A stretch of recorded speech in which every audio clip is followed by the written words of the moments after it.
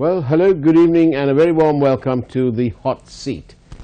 Indeed, things are politically hot during these few days, in the last few weeks, in fact, and to discuss quite how confusing and hot it is out there is none other than Mr. Rusripala Tenekon.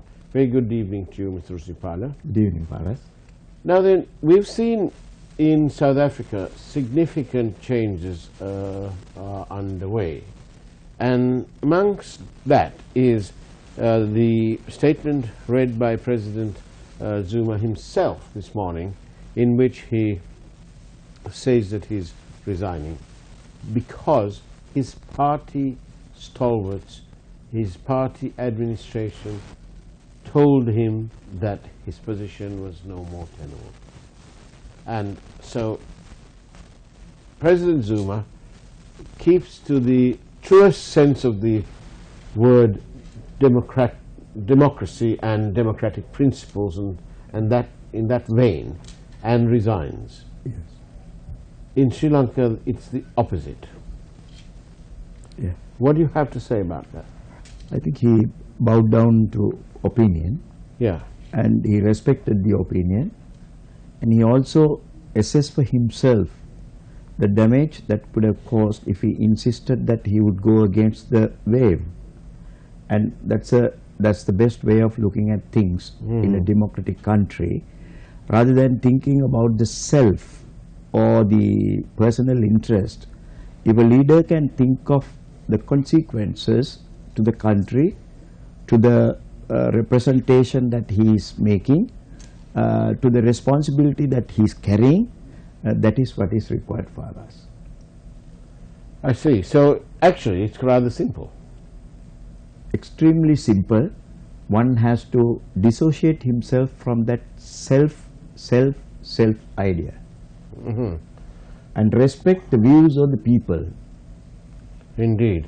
Now then, but this is many miles away in South Africa, a country that was having a lot of turmoil within there, and we had, of course, that most famous South African ever incarcerated, in somewhere in Johannesburg.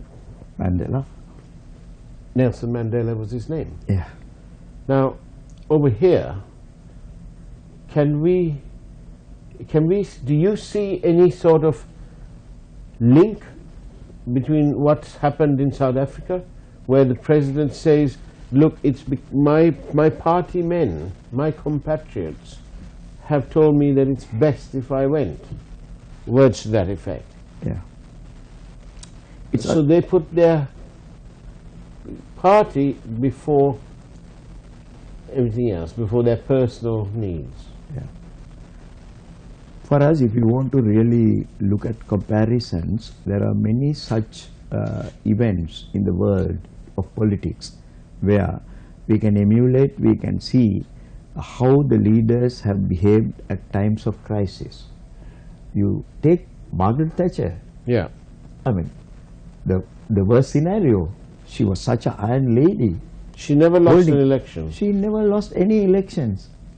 And when the pressure was building up from the party, she went through the most democratic way to face that situation. And she left. And she bowed her head. And she is respected even today. That is the most important thing. You might retire from politics, but you are living in a society. People will look at you and respect you. It is very unfortunate that we are figured in such a way that we have put ourselves to compare with African countries to look for democracy. I mean, the situation was not that, we were looking. Life seems to have come full circle for us in Sri Lanka. Exactly. So what is happening today is something not with which we can be happy. Now then, Mr. Rusripala, this morning on Newsline, we had another different guest, and I seem to recall that you sent a question. Yes. And it appeared to me that from memory, what you said was that you need to talk about something else this, and it's not about one. Yeah. And it was point taken actually, which is why we've been in discussion since. Yeah. But tell me, what's going on? What is your concern that you have in your mind? For us, thank you very much for that recommendation that you made, because I'm generally a viewer of the program. You see, Yes. that is one of the habits in the morning. Yeah. So when I was watching, I found that, you know, there were many questions that keep on coming to our minds. Not only me, the entire populace of this country.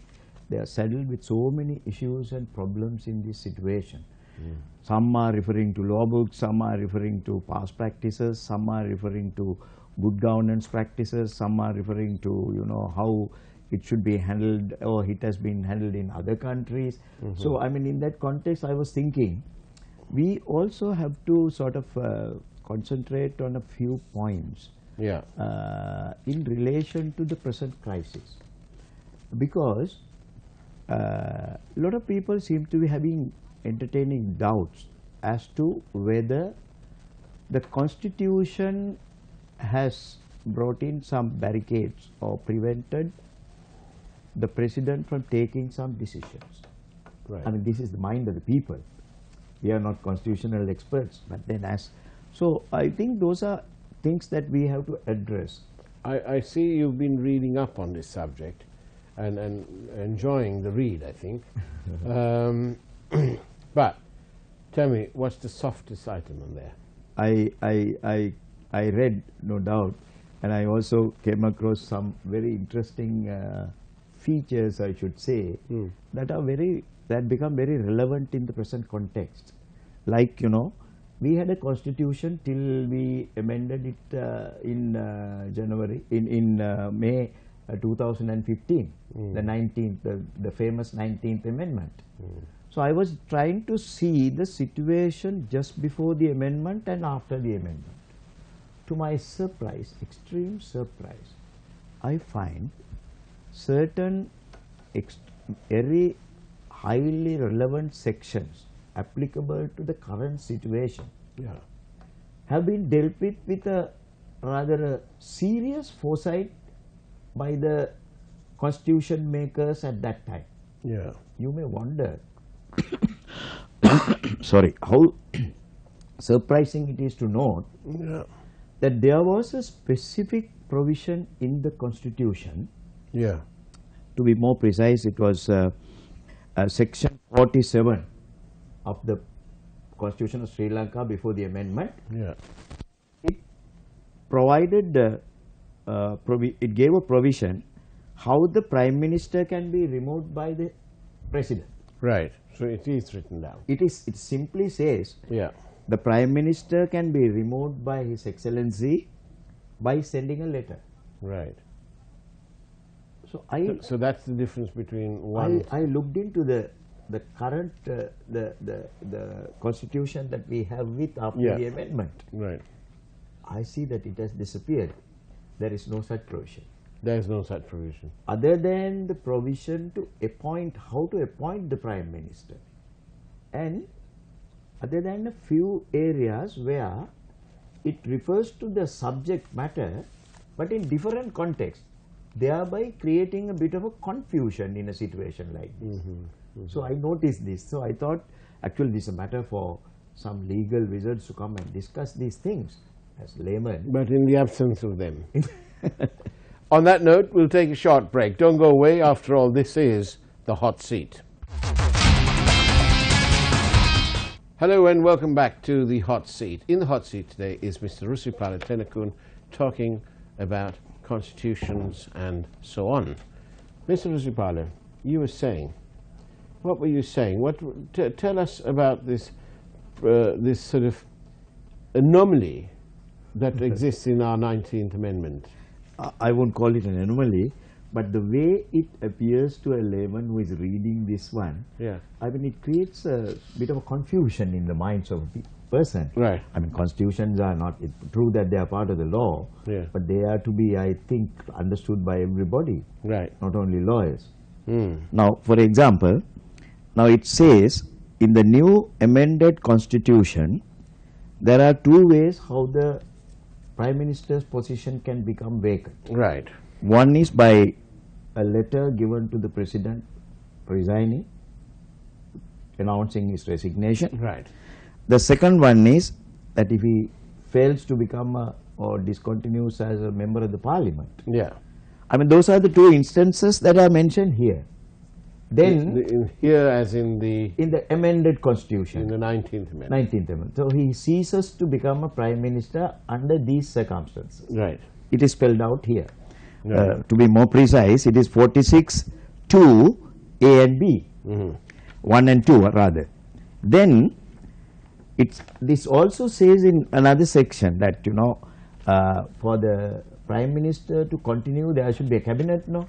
Correct. If by a dissolution or some other situation, Yeah. there is no cabinet, ipso facto, automatically it follows that the Prime Minister also, that position becomes vacant. Indeed. Right? Yeah. So that leaves us with two questions. One is whether the Prime Minister enjoys an immunity not to be removed by the person who appoints him. Number two, whether the President can, as his choice, dissolve the cabinet. If the entire cabinet is to be, because there is a section here dealing with the appointment of the cabinet. It says the cabinet stands dissolved when the Parliament is dissolved or Parliament terminates. So, and at the same time, we can presume that when the President, if by some proclamation, if there is no cabinet, then there cannot be a Prime Minister. Yes, that's logical. Logical. Yes. So, I'm attributing two more reasons here. Yeah. To only these two factors that are added. Right. Which, in the context of what the other provisions that were there earlier in the Constitution. Like, for example, there was a provision saying that the Prime Minister's position becoming vacant due to death, due to resignation, Yeah. and so on. And then it also had due to removal. Right. That removal part is not there. But very strangely, Not there means it's not in the new. not in the new Constitution, Right. in that particular section. But I would get people who are interested on this matter to read section 48(1). 48(1). 1. Right. Which says, you know, which refers to a situation where there is no cabinet due to dissolution of Parliament. Right? And also it says, Yeah. it refers to a period where, or possibility of the Prime Minister's position becoming vacant under different circumstances, spelled out in the same amendment. Same thing, yes. There, by removal of the Prime Minister from his position, by resignation, or otherwise. What could this otherwise be? I mean, it can be, I don't know, it has to be interpreted.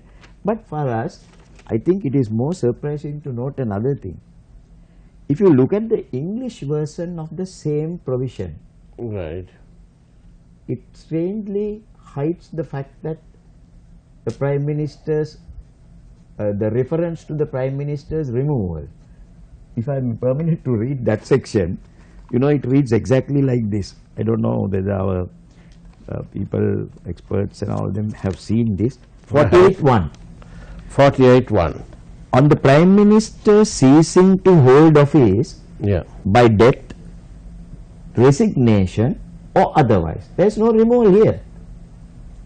Whereas in the Sinhala translation of the same thing, I don't know which is the translation, original has to be, according to law, it has to be the Sinhala. Indeed. Because if there is a clause here, if there is a interpretation wise difference between the Sinhala version and the English.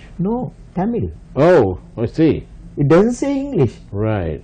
But we in this country keep on referring to the Constitution always to the English version. I remember a lawyer, a participant of yours, a guest of yours, a few days back, when he was referring to a question, answering a question, said that referred to this 48.1, that made me refer to this section, and I also referred to the Sinhala translation. On that note, we'll go for a short break. Don't miss the balance of Mr. Rusripala Tenakone's story on the changes and what's missing out of the 19th Amendment straight after this break. Good evening and welcome back to the Hot Seat. In the Hot Seat today is Mr. Rusripala Tenakone. Now then, Mr. Rusripala, these are strange happenings. They're very undemocratic. How can it happen? Well, how is it just, are there any mitigating circumstances for this to happen? no, but I don't think that these things have just happened like that for us. I mean, these What do you things, mean? these things have been debated and carefully thought of, and then people who sort of drafted these things would have taken, looked into the future, the possibilities like what that has arisen today. And strangely, you know, they would have foreseen situations like this cropping up. So now, the 48.1 that I was referring to, section 1, it deals with the PM ceasing to hold office. Right. And it says specifically the cabinet stands dissolved. Right. Cabinet stands dissolved. So, you know, now what the country is asking is, there is a election that we have had recently, and people are having different kinds of interpretations about the results of the election. Some think that that's a public opinion expressed against the government. Some people think that it is a warning signal to the government. Some people think that it is a time for the government to think and correct itself and go ahead and effect the necessary changes. But the majority of the people seem to think that there is a serious change that is required at the government level, and that is pointed at that section of the government coalition, the national government, that holds the majority power in that government, that is the UNP. So they feel that the leader of the UNP and that wing of the UNP that controls the affairs of the government have failed to deliver what the people wanted. That is one way of looking, one way of interpreting at this the election results.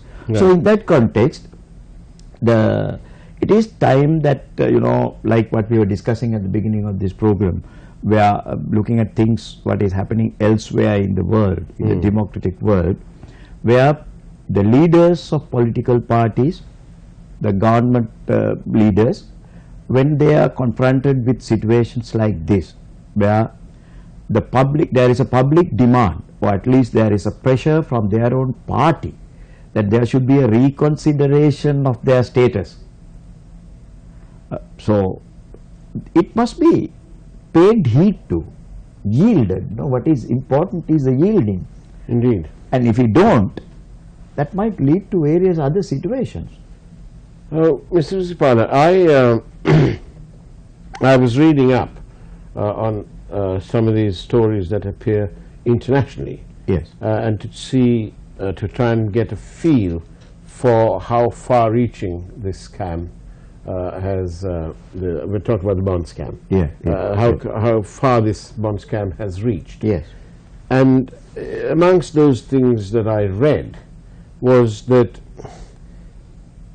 some foreign paper publication was writing this story to make matters worse. Yeah.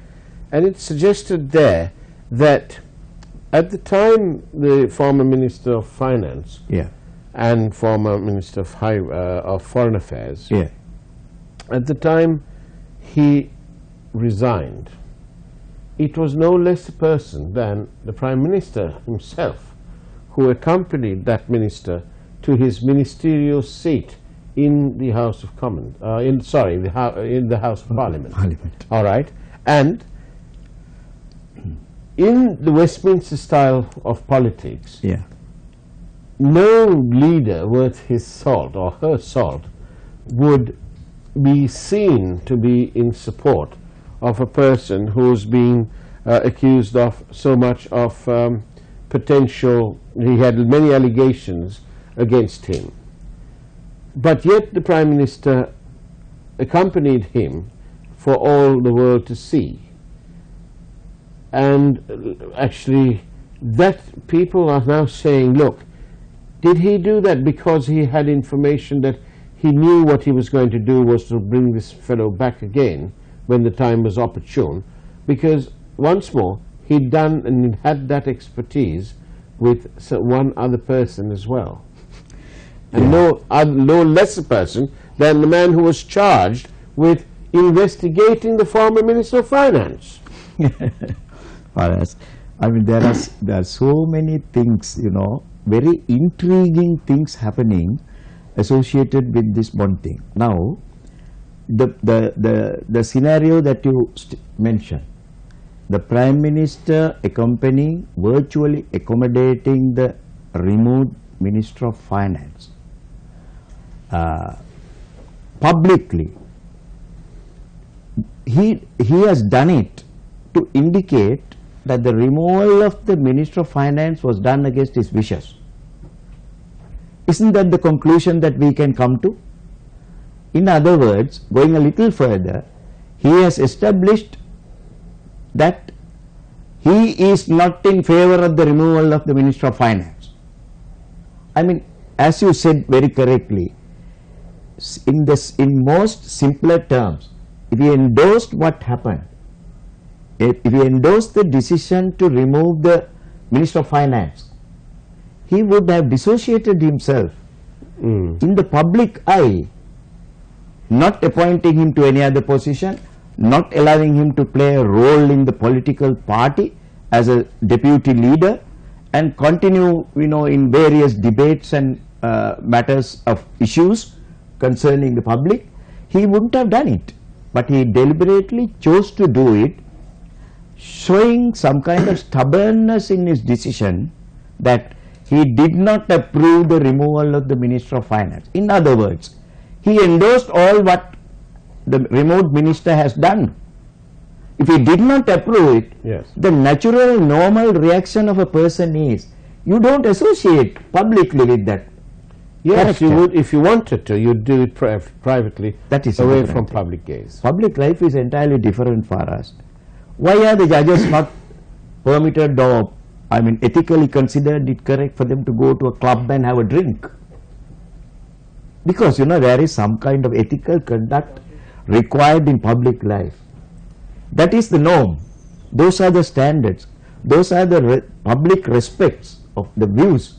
So here is a situation where he totally not only in the case of Ravi Karunanak.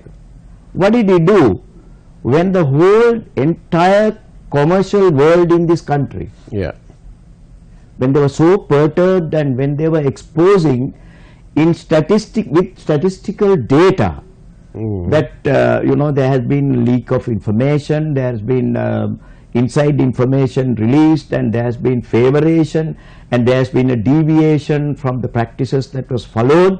When the matter came up before Parliament for a debate, or when Prime Minister made a statement, did he give any regard to those concerns, or did it at least consider it necessary for him in his high position such as the Prime Minister and the Minister in charge of the subject of the central bank, that it would have been more prudent for him to have made a statement after doing an independent inquiry rather than asking the people convicted? You know the extent to which the commission of inquiry had gone on that aspect. They have commented and said, we regret the role of the Prime Minister. Right. It would have been better, he would have been better advised, that is, those are the words they say, he would have been better advised if he chose to not rely on the statements and the explanations given by the people who are exposed to this. And they named them. They said they would have it would have been better advised if the Prime Minister had not relied on the assurances of Arjuna Mahendran and P. Samarasiri both of the central bank. I'm going to end this evening with one question. Yes. Nice and short, the answer. Shamelessness, is that corrupting Sri Lanka? I think that is becoming endemic. We have seen many instances in the recent past, but we are yet beginning to see a series of events one after the other leading to that situation. It is high time that the people of this country get together and bring about a change to that situation. Mr. Rusupala, it's been marvelous having you on the hot seat, and thank you for those remarkable explanations, which I'm sure everybody will be now taking notice of, and they can put together the pieces. They can look at and understand why there is genuine public concern for all this. On that note, thank you very much and take care. Good night.